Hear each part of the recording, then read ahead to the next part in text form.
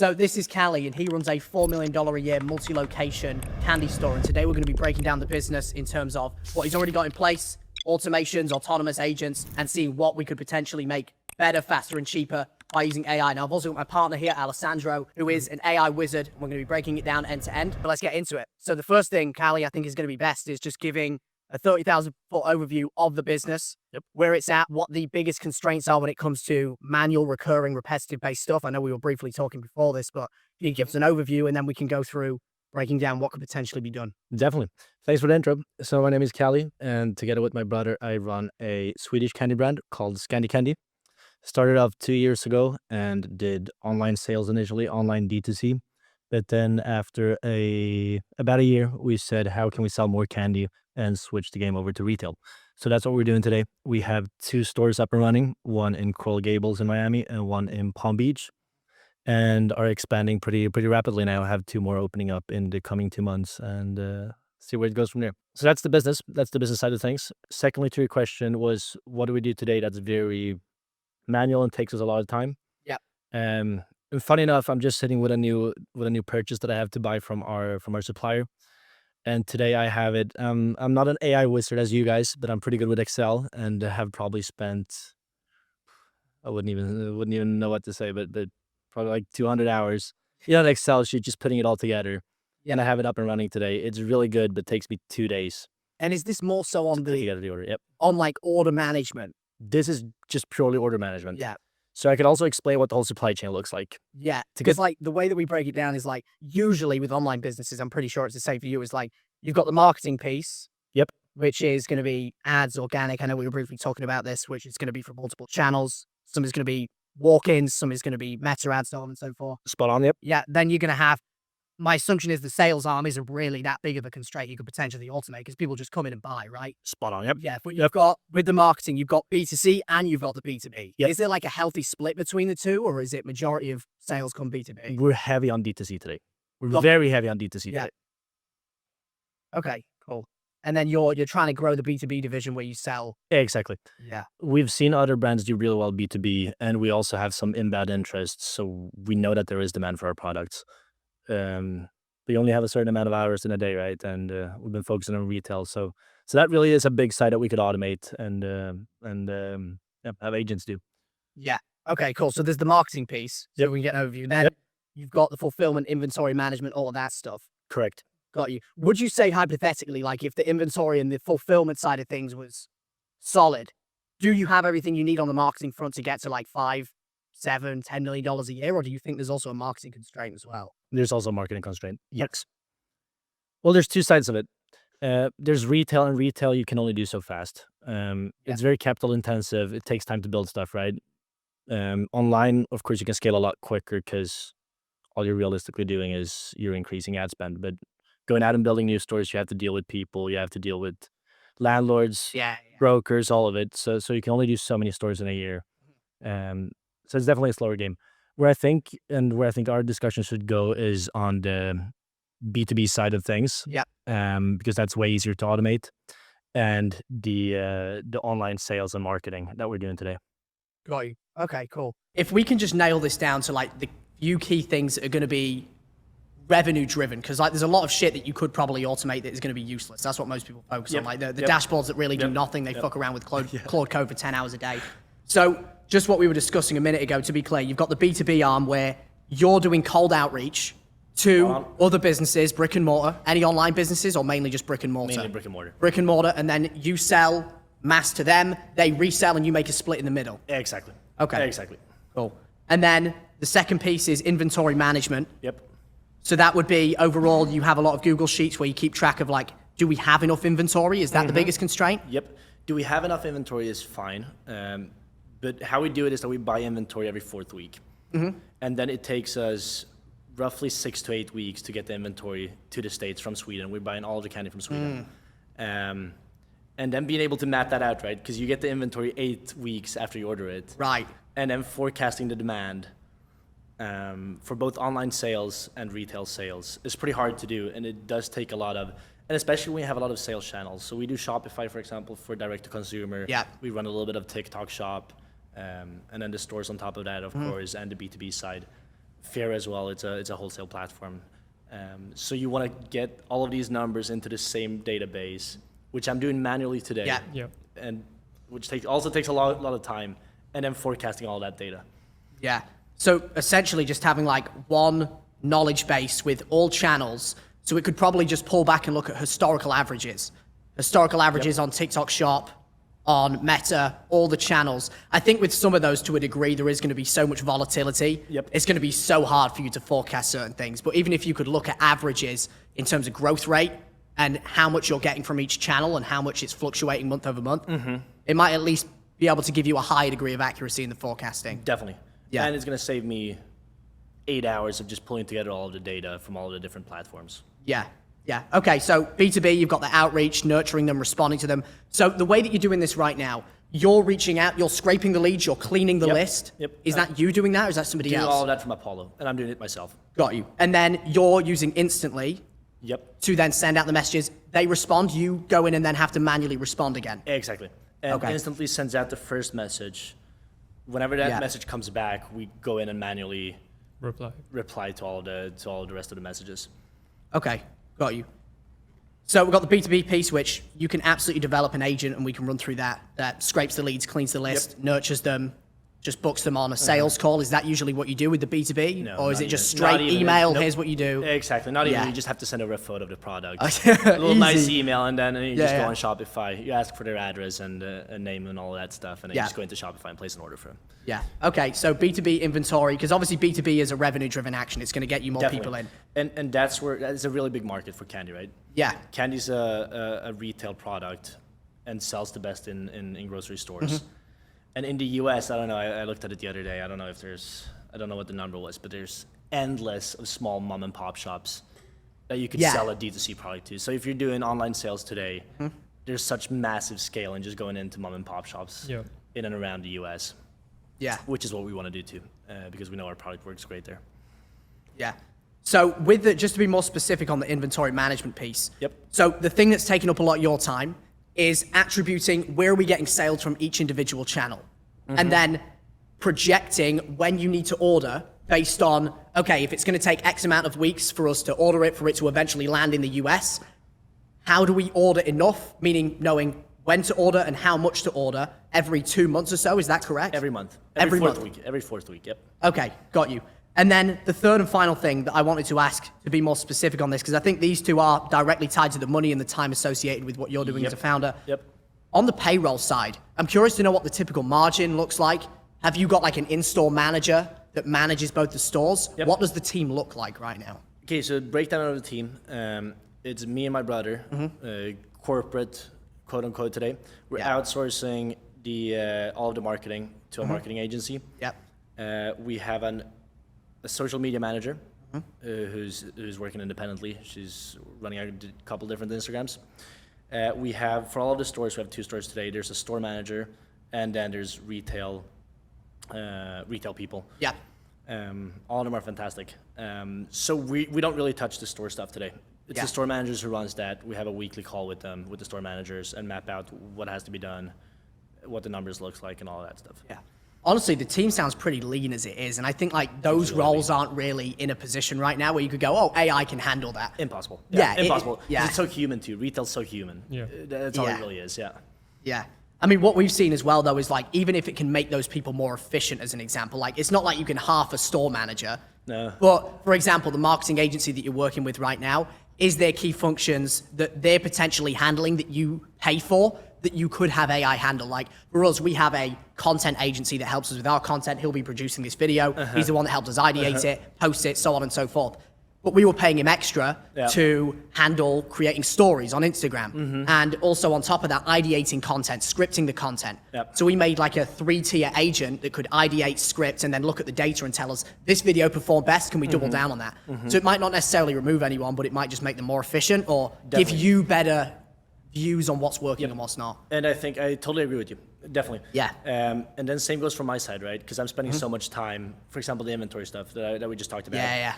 And I only have so many hours in a day. I haven't been able to do any B2B because I'm doing so much other stuff with retail. And if I could just have an agent run all of that. And same thing goes for B2B. Like I don't want to put anyone else on a payroll right now because you don't really know what the demand's gonna look like, right? Yeah. And how much time they're gonna I be mean, able to spend for doing the it. B2B side of things, like you could, all of these mom and pop shops, they're all on Google Maps, right? Each and every So, single one. yeah. Yep. So like you could literally get the AI to scrape the Google Maps to create a personalized first email that would be sent out to them, and then as soon as they reply, you would get a notification, and you could also, for example, in that notification in Slack or WhatsApp or Telegram, wherever, you would give the phone number, and then you can directly call them. Oh, hey, you positively replied to our email. Let's get started. And then yeah, you start working with them. Another idea that I had on that part is based on what is working really well in your stores. It would send in the email as well. Hey, like this is our winning product of the month. It's performing very well. Perhaps it would be a good idea to introduce this type of candy in your store. And then It's really cool. that would be done automatically. It's really cool. It's really cool. Because it can view all the data that you have in Shopify, which store is performing the best, and then if there is, I guess, stores that are in the same location, like, I mean, I guess this depends if you want your competitors in the location to have winning candy. Yeah, no, it's fine. That's fine. But yeah, so something like that can definitely be done. Like I'm envisioning it like sort of a newsletter, right? You have, let's say, 10,000 candy stores that don't have Swedish candy, and every single week it sends out like the winning candy that works in your store, or every month, and then they can order from you directly, if they're outside of Miami, for example. Yeah, it would be a really cool way of testing new products. Yeah. And pushing out new products, and then upselling all of the customers that you do the B2B sales to. Yeah, definitely. And I'm curious to know as well, team is in a position now where I don't think you need like any replaceable people as per se. There's not really anyone that can be fully replaced. It would be the marketing agency. Exactly. I can't lie.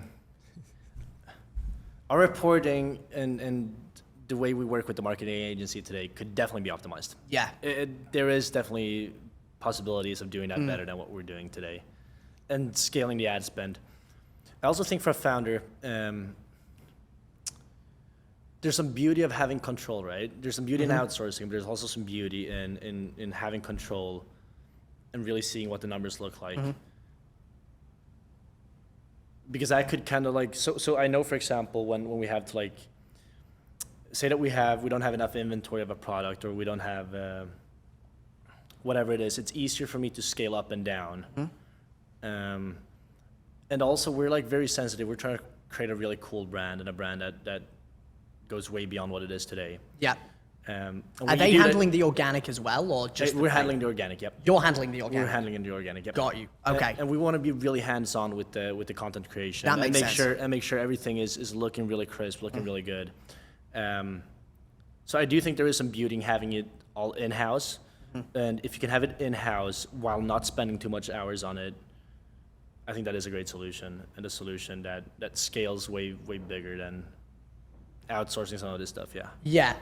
I mean, don't get me wrong, like we've worked with agencies in the past. We run an agency as well for med spas, so I think there's a time and a place for it, but you can always compare. Yep. Do you know what I mean? Yep. And like having visibility on the reporting is the first step. Definitely. It could also be our the agency that we're working with. Yeah. Can't speak for them all. Yeah. Let's not dox them on this. exactly. Yeah, Okay, cool. And then finally as well, so time. You said that you don't really have the time to focus on the B2B piece. Inventory management's taking up some time, which you mentioned. What else is consuming your time? Because the way that I see it is with AI, it's not like there is a direct attributable way. Like if I ran an ad for you and I said, you're going to put $1 in and get $5 out. It's very easy to quantify you paying me $1,000 a month if I made you $5,000. But with AI, it's more along the lines of, it's kind of unquantifiable to a degree. Where say you're spending 10 hours a day and 4 hours of that is allocated to shit that is not a revenue-driven action. If we can have AI handle a piece of that, or at least help you make it quicker, that frees up your time to focus on the money-making activities. Definitely. So what other things are they?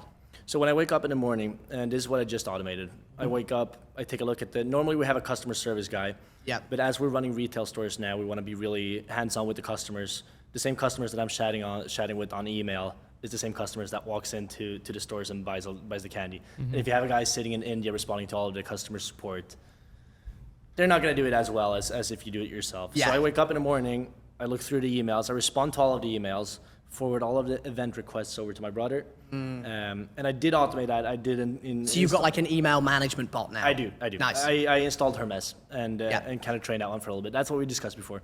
So that one's working. It's only the second day, but that one's, I could see that there's some potential there. I could definitely see that there's some potential there. And that would probably save me 30 minutes to an hour a day. Yeah. Just that part. Next to that, I would go in and look at all the data from the stores, look at all the sales from the day before, see what products sold well, take a look at how the warehouse is doing, look at all of those numbers, see that they're getting all of the orders out in time, seeing that we have enough people, enough coverage at the warehouse. And same there, probably having some sort of reporting tool that does all of that for me, because I'm sitting and manually look at Square now. Like if I could wake up in the morning and have a full-on report, just sent to my Telegram Send or you whatever. like a daily brief. It would also save me just like 10 or 15 minutes, but it'd be so nice. I just realized now using the Hermes agent and chatting with it in Discord. Like I thought the emailing part wasn't that like annoying or too time consuming. But just this morning when I just sent a message to the bot, it just responded with a summary of all of the emails and a drafted response. And all I really had to do was change one or two responses and then click send. And that was it. That was the whole morning. And I did that while being at the gym. It can also give you much better insights when you connect multiple things together. So like you might, review all of these sheets, Shopify data, Square data, but you can also just get the AI, ask questions, and it could give you insights that you would not think of, because it's obviously using all of that data together at once, but you cannot review all of the sheets at once and make the calculations in your mind, but the AI can do that, and it's very good at that. Definitely. And I do think AI can read data so much better than any human can. It definitely can. Yeah, it's close to impossible not to be subjective when you're reading data. It's like, okay, it's probably because that product was sitting over there, but in fact, it's just better. It can give you some much better insights on everything in your business. We recently started doing this. So we had like a manual sheet that a VA on our team was filling out end to end with all the stats. And we have to wait until Monday for her to backlog the weekend. We have to check it from like team lead perspectives to make sure everything is actually accurate. We've recently just built out a dashboard that has AI integrated into it, that has all sources pulled in, connected, and we know that it just mitigates all the need for human error as well. That's fantastic. Yeah. So moving into, like, I think we're 100% clear on like the key things from highest revenue-driven actions to lowest. In my opinion, the highest revenue-driven action is going to be getting the B2B channel dialed in. Fully agreed. And that is quite an easy agent to build, so we can run through what that would look like. The second one is going to be the inventory management. So just building out some degree of tracking that will tell you the forecast and everything you need to know and pulling the sources in. The reporting, I think these are all like micro agents, to be frank with you. So you mentioned reporting with the agency, reporting with organic content as an example, what performs best, what doesn't. One thing that Alessandro recently built out for us internally is an ideation bot that scans Twitter, YouTube, LinkedIn, and tells us outliers in our industry. So for us in AI, it basically says, hey, this is an outlier, copy this, and then we can just tag it and it can script that out. So it saves a lot of time in the ideation process as well. That's really cool. And that would be something you could do on the marketing side of things for us too. Yeah. We're trying to build a cool brand, right? You need to be on top of the trends. Exactly, and we need to be on top of the trends and see what content we should make, right? Yeah. As we're doing all the content in-house. Yeah. Definitely potential there too. So what we have is basically it reviews the average engagement of whatever post or whatever hashtag it's analyzing, and then from there it would send a notification when there is an outlier in engagement. So like, for example, if a page, normally they got like, let's say they make a new post and that post within 24 hours gets 5x times more engagement, then it would send you a notification, oh, this one is starting to gain in traction, and so then you can be prepared on replicating that for your brand. That's definitely a really cool take. Yeah. So if we go through the nuts and bolts of what the specific build out of these things would look like, so we can actually put it into action. We start with this one, the B2B agent, and we can go back and forth on what this would look like. The way I see it is you'd have the main agent, because we built something out internally for this for recruiting, where there's like key hires we always need to make, like operations managers. We always want to find really high level talent for that. Client success managers, sales reps. So what we had it do is we had one agent connected to Apollo that would basically just scrape the leads for us, clean the list, and put it into a Google Sheet. Okay. And then once the leads were scraped, it pulled it into Instantly. And then in Instantly, it would, well, initially in the setup, it bought the domains for us. It warmed up the domains because we were talking about before that there's a 30 email cap or the emails get burned, which is true. You go to spam. Yeah, exactly. So, I mean, the non-lazy way is you can just buy like 30 domains and warm them up, but it's a pain in the ass. So in this case, we just had the agent go in and buy the emails, warm them up, plug them into Instantly, then it can send them. And what we had it do is it build out like a review process every week where it could look at open rates, send rates, booking rates, all of that stuff. So you do some A/B testing within exactly. the system. So it can iterate, improve. That's fantastic. And then obviously you can have two-way responding as well. Yep. And we had this all under one agent, and it basically had like different arms. That's the way that we see these agents, where you've got like the main email agent, or you might just want to call it the B2B outreach agent. And under that, you've got the one that scrapes the leads. That's like one hand. The second one is the one that sends the emails. The third one is the one that responds. And then the fourth and final piece of that agent would be the one that iterates. So iteration would be looking at the stats every week, open rates, booking rates, whatever the key metrics may be. For you, it might not be booking. It might just be close rate if you're doing it directly via email. Definitely.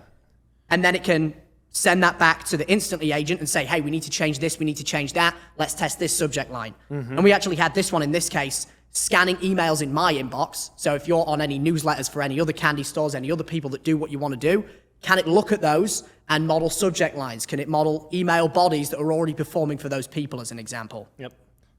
That's really cool too. Yeah, that's exactly what we do. Just in addition to this, You want this?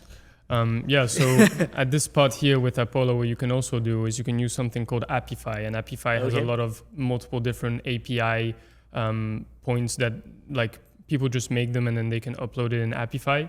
And what you can do is there's like, for example, a Google Maps Appify tool that you can use that you can connect to your agent. And what I would actually do is I would actually connect the Google Maps Appify agent and then whatever information it would scrape in the different locations of new, for example, new candy stores that you would want to reach out to, then it would send to the Apollo agent. It would get the email address and potentially the phone number of that candy store that it got from the Google Maps API, and then it would just go into the flow. Because with Apollo, you're going to be limited on how many, like it's a database, right? Sure. And how often does this database get updated? Not that often. But if you use, for example, the Google Maps API, there's new stores that come live every single day, every single week. So you always are going to have new leads, and you're going to be the first one to contact them because everyone goes to Apollo to get the leads. And that's what I noticed too. The Apollo leads are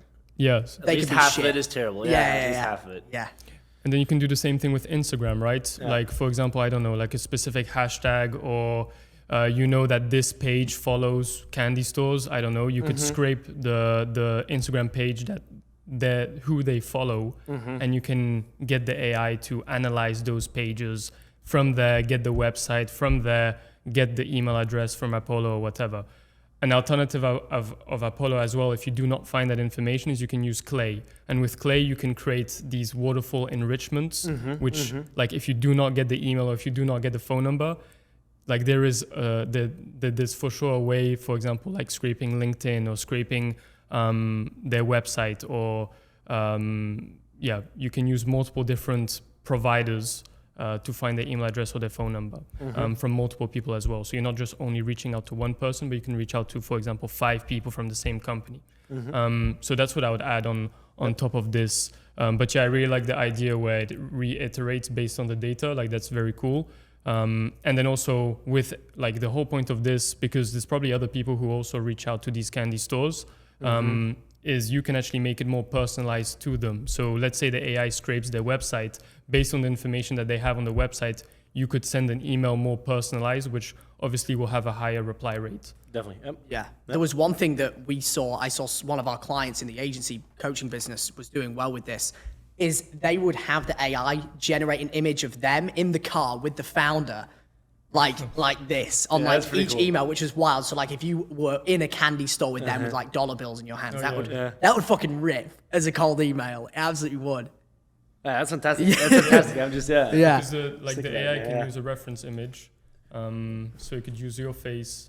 Yeah, because you definitely got to stand out in that business. There's a lot of people doing food products, Yeah, So, it's a commodity. commodities. You really want to stand out. So yeah, what you Yeah. guys are describing now it would change the game for us. Yeah.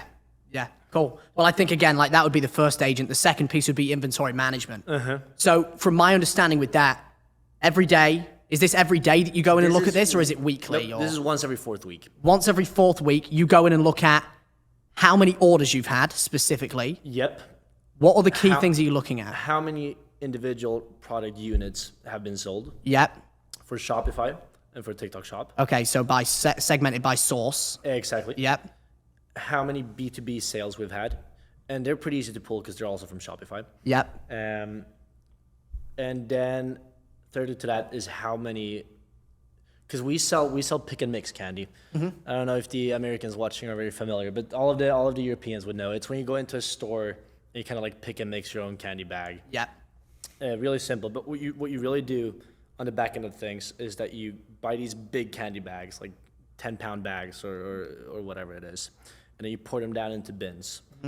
So all of those like big bulk pieces, you have to see how much have been sold or how much have been poured up. So it's based on weight. It's based on weight. It's Okay. bought by weight. And that would be separate. So you'd have like the unit segmented by source, B2B sales. And then you report that in Square as a sale. So whenever you pour Yeah. up a new like bulk candy bag into one of the candy bins, you Yeah. record it as a sale in the store. So that would just be Square data, Oh wow. seeing how much of the Interesting. And like how does the weight like how does that how do you know like in a store like does someone just manually go into and says today we have Nope. this amount of less weight or So whenever they open up a new bag of candy, like a 10-pound bag, they would record it as a sale when they pour it up into the bin. So what you really do in the data side of things is that you start up and you think that all of the candy bins are full, and then whenever something goes down, then you pour up new candy that's recorded as a new sale to Right. keep track of it. And that way you can see how much candy people have been actually buying. Because a person that goes in and buys candy would pick 100 different flavors. Yeah. And it's impossible to map out Each what individual- it's yeah, impossible yeah, to yeah. map out the candy piece that they have in their candy bag. Okay, got it. So you would just base it on refills. But it would practically just be recorded as a sale in Square. Okay, got you. So then you've got all of that you're looking at every 4 weeks. Yep. And you're looking at that to make a conclusion on how much do we need to order on our next order in terms of total units. Is that correct? Correct. Okay. And how long does this take? This probably takes me like 8 to 10 hours. I don't know, for all of the guys working in big spreadsheets too, and big Excel sheets. Yeah. You always got to make sure that all the data is correct. You have like new invoices and new data that you want to put into to the whole Excel sheet. And then in those new invoices, you can have new SKUs or like new products. And then you have to add all of those new products to Messy. the Excel sheet. Yeah. And then you have to add all of those products to the Square, right? To the Square system and to the Shopify system. Yep. And make sure all of it is correct. And then whenever you import the sales data and the inventory data, you have to make sure that all of the SKUs from the Shopify system match with what's in Right. the Excel sheet. That's what we were talking about. Exactly. at the start. So there's a lot of data. And you always have to run through the whole Excel sheet and make sure it's all correct. Yeah, there's And a do lot of room for human error whole lot in of that X process. lookups and a whole lot of Yeah. So there's a lot of error. Yeah, there's a lot of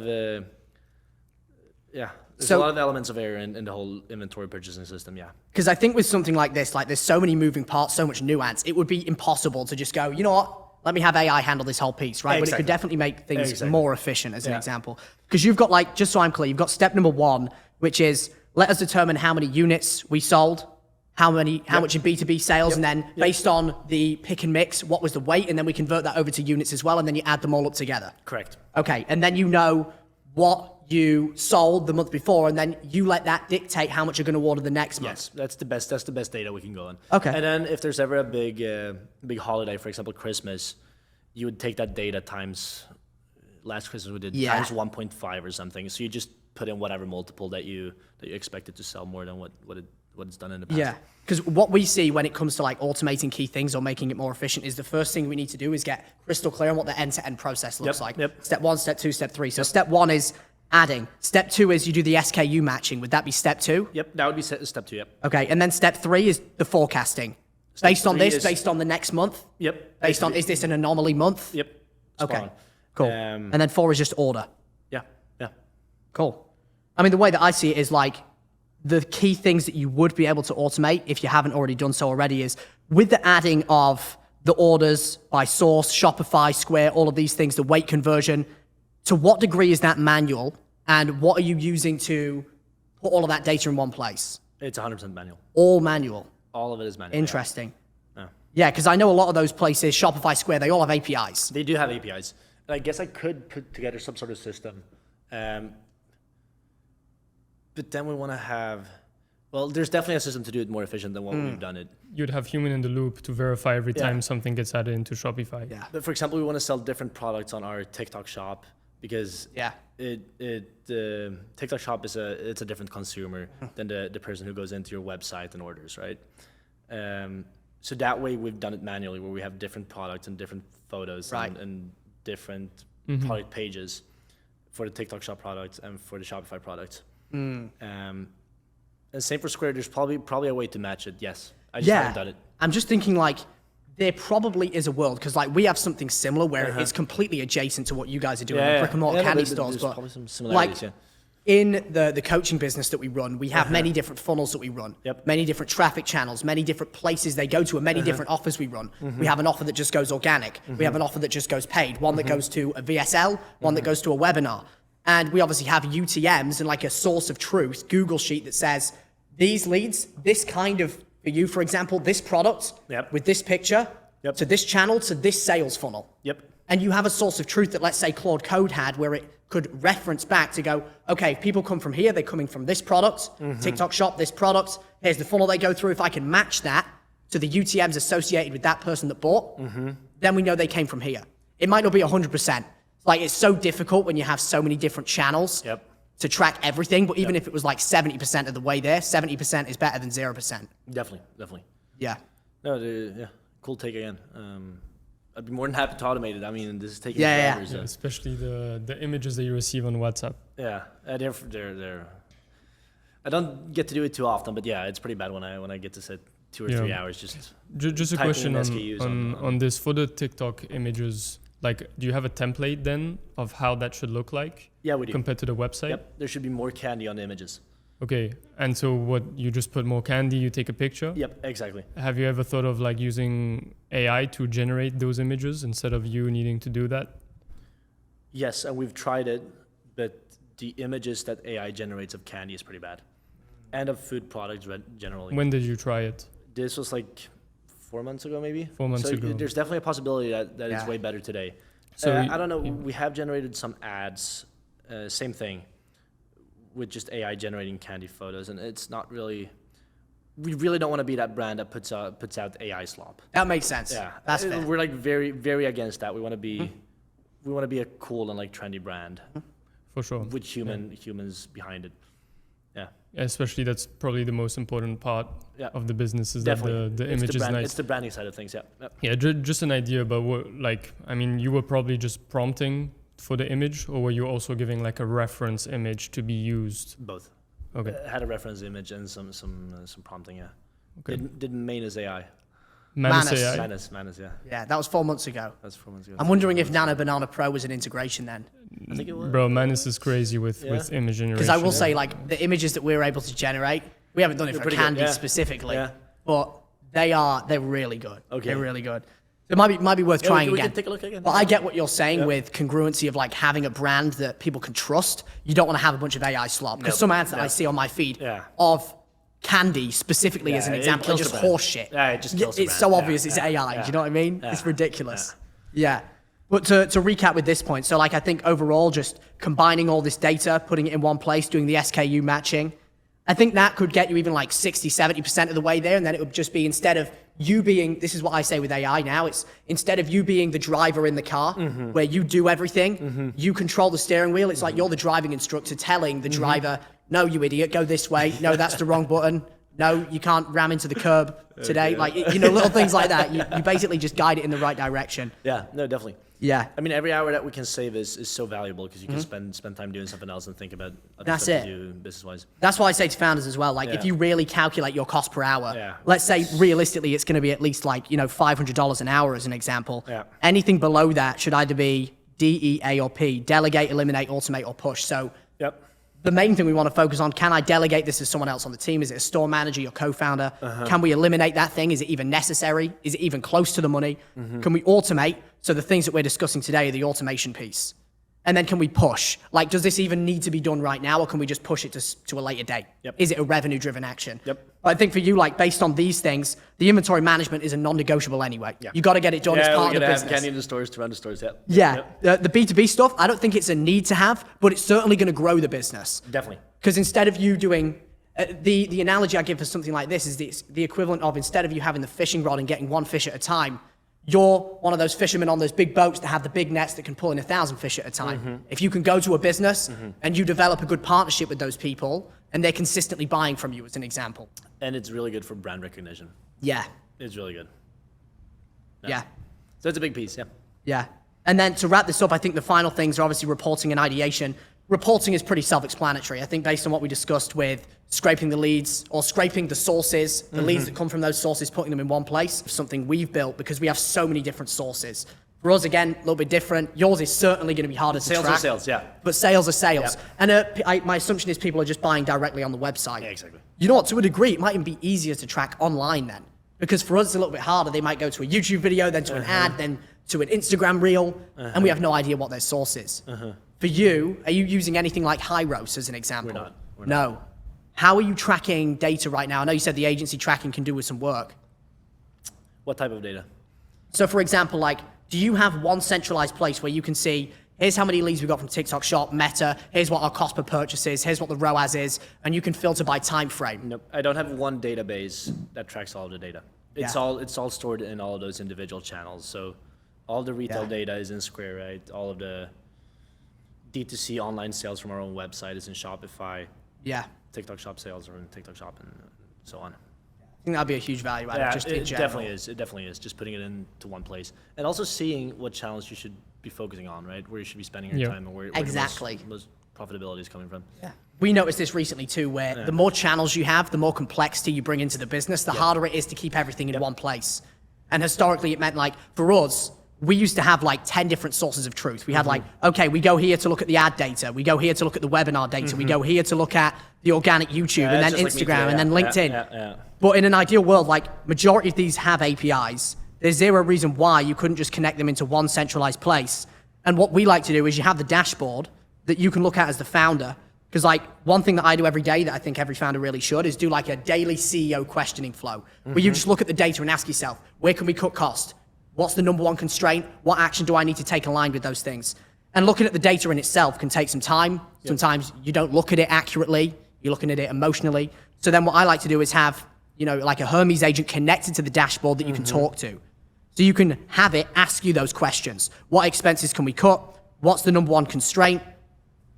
And then what is the necessary action that I need to take today as a founder to solve that constraint?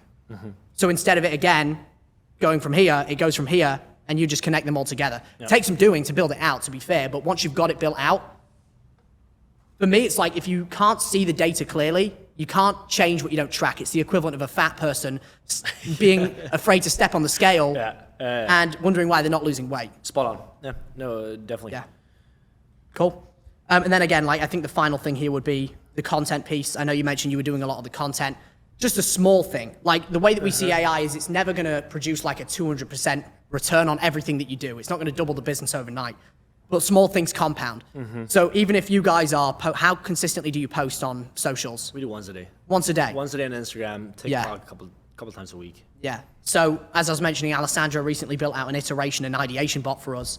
One thing that we are in progress of building as well for somebody else is we have the ideation bot who ideates and basically feeds ideas into a Slack channel based on outliers. So like, this is a candy brand. They posted this video. Here's the script. Here's the link to the video. Then you have another agent that's the scripting agent that can basically, you can just tag it and go, hey, this is a good idea. Can you script this out for us? And then finally, much like we had with the email agent, you then have the iteration agent that then, say for example, you did have that dashboard that told you all the data. For us, are you familiar with Hyros? No. So Hyros is basically a tool that you can connect to organic and paid traffic channels, and it will tell you where each individual lead came from. It's kind of a sack of shit, to be honest. It's a little bit inaccurate. But the good thing is if you connect it to a bot that can iterate, it can tell you like, For us, for example, there was this one video we did Yep. on Instagram that generated like 100K in cash for us in the span of 10 days. Okay. So the agent tells us that, and it knows, hey, this video is an outlier because it was closest to the money. Yeah. So can we now just tell the ideation bot to find more videos like this, script more videos like this? Because all business is a game of throwing shit at a wall, seeing what works, especially with marketing, and then just repeating successful actions. This ad worked, let's make more. This organic piece of content worked, let's make more. Yeah. And this just takes the emotional side out of it, so you can just focus on execution. Yeah, that's exactly where you want to be. That's where you want Yeah. to position yourself. Yeah. Yeah, and you can do the same thing with ads as well. Yeah. Exact same thing, yeah. Like even Manus right now has a direct integration with Meta. All the others are a little bit more difficult. You can also like scrape the meta ads library. So if you do know like a candy store that does run ads and you, let's say you take your ideas from it, you can also just, on a weekly basis, monthly basis, that it does the same process here. Yeah, I was gonna say if you bring the advertising side or advertising side of things in house, that's a non-negotiable. Yeah, you're gonna have to have something that Yeah. that tells you what to do and what not to do.